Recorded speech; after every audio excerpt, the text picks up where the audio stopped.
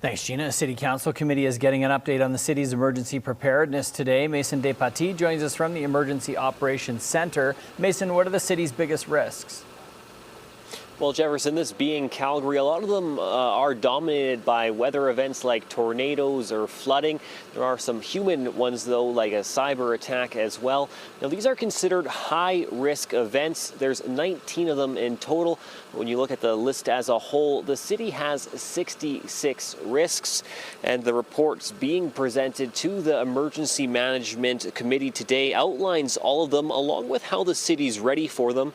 There are some changes to that list from 2024. Following last year's feeder main break, water infrastructure failure was added to the list of high risks.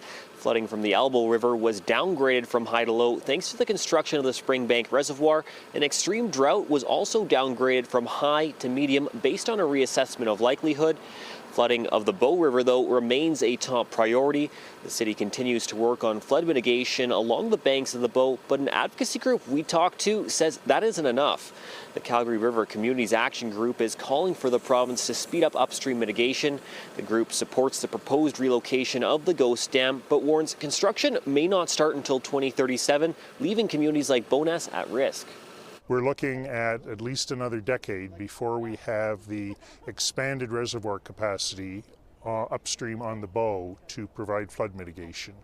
And that's a long time, and we would very much like to see it done quicker.